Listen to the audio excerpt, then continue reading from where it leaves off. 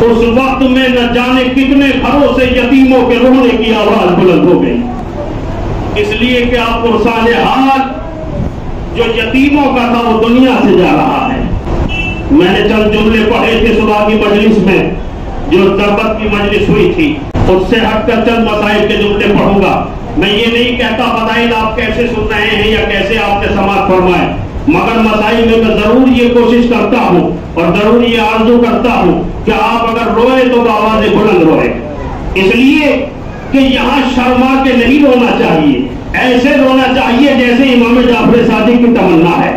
ایسے رونا چاہیے جیسے زینب نے آرزو کی ہے، ایسے گریہ کرنا چاہیے جیسے فاطمہ زہرا کی تمنا ہے۔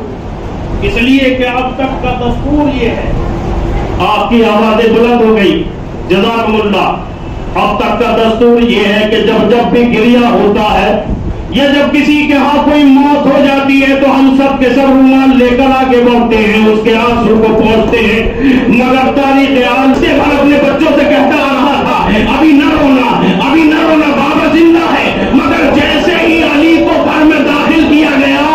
پہلی چیز جناب زینب نے ماری،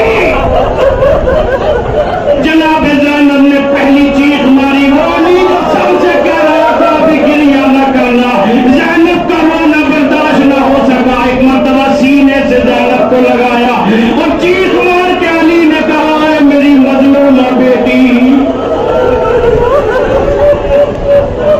جناب زینب کا گریہ برداشت نہ ہو سکا، میں کہوں گا مولا ابھی تو یہ کوفہ ہے، آپ کی حکومت ہے، آپ کی سلطنت ہے، آپ زینب کا گریہ نہیں دیکھ نہ پا رہے ہیں، کربلا کے میدان میں آ کے دیکھیے، چادر چھن رہی ہے زینب رو رہی ہے، شبیر کا سر کٹ رہا ہے زینب رو رہی ہے، عباس کا علم آ رہا ہے زینب رو رہی ہے، سکینہ کا دامن جل رہا ہے زینب رو رہی ہے۔ علی کو کون سا مقام ہے جہاں زینب نہ روئی ہو؟ تو آخری جملے تابوت آپ یاد کریں گے، تابوت جناب ام البنین تک پہنچی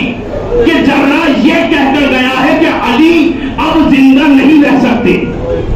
تو جناب ام البنین نے بیویوں کو جمع کیا اور جمع کرنے کے بعد کہا تم سب کی سب گواہ رہنا کہ میں علی کی مشکل کو آسان کرنے جا رہی ہوں۔ ساری عورتوں نے پوچھا بیوی تو علی کی مشکل